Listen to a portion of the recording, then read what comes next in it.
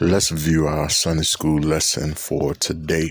We continue the spring quarter for the months of March, April, and May 2025. And our spring quarter theme is worship, sacrifices, and offerings.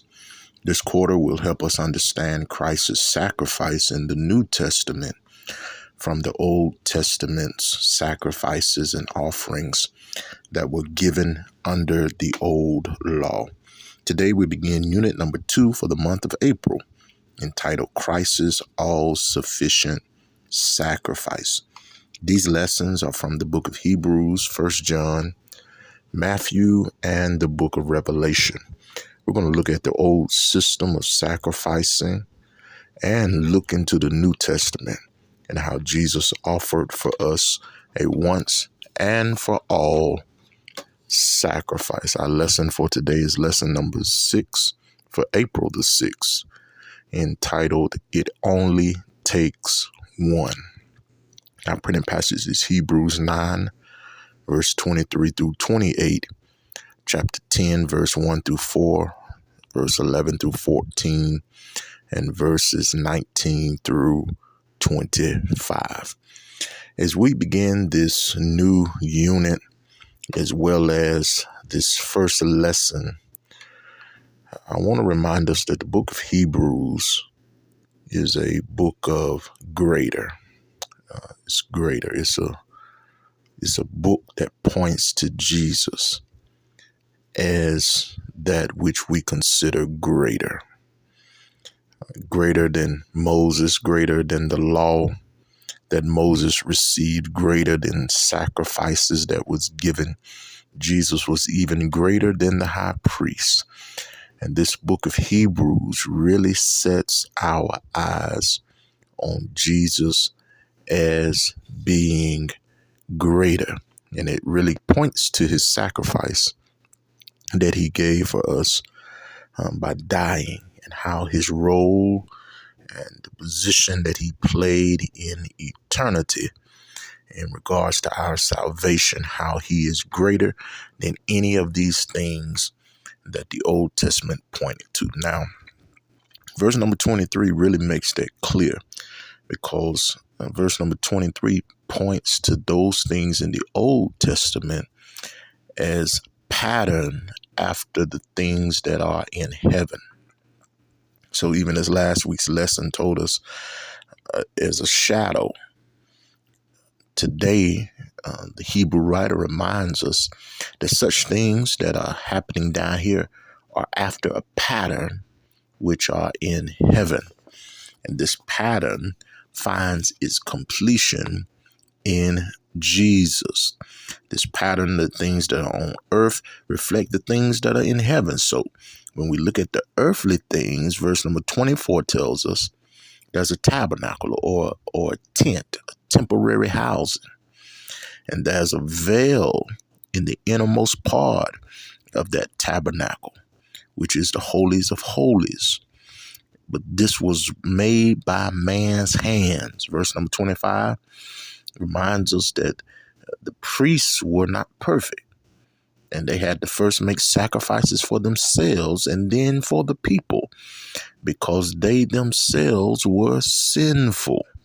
Then verse number 26 says that sacrifices of animals and others' blood had to be shed for forgiveness.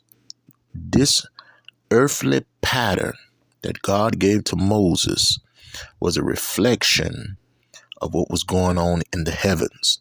So when we look again at the verses today, we see where Jesus fulfills this in the heavenlies or eternally for us. Verse number 24, Christ entered heaven and went before the presence of God, went before his throne, not behind a man-made veil in which the Spirit rested, but Jesus went before God in heaven as he sits reigning above all things. Then verse number 25 reminds us that Jesus was without sin. He was tempted in every manner that we were, yet was without sin.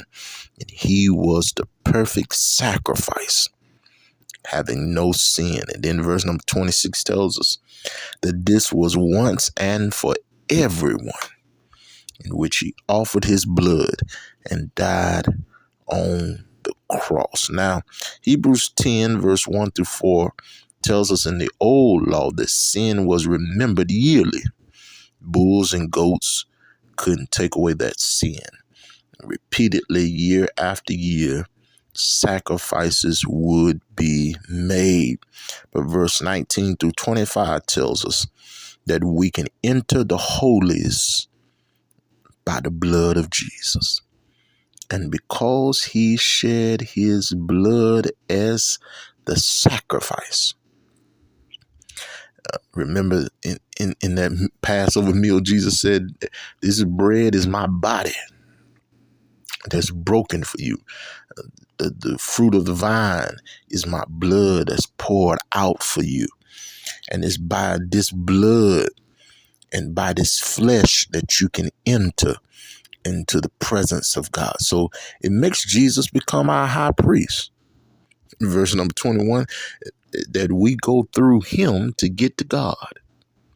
We don't have to go through some earthly man to get to God. We are able now by access because of his blood and because of his flesh, because of his suffering, because of his passion, and we're getting closer to Holy Week. Because of those things that he did by giving up his life, he opened up access for us to come into a relationship with God. It's a reflection of what Jesus did for us in heaven.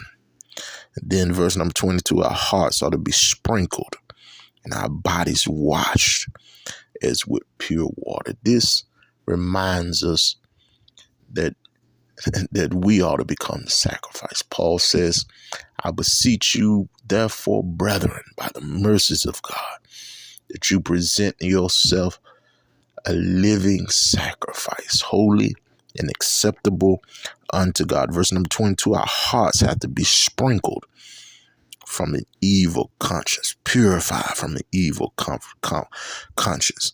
And our bodies have to be washed as with pure water, that we'll be clean. These ought to resound to us as we've studied these lessons, the sprinkling of the blood and the washing.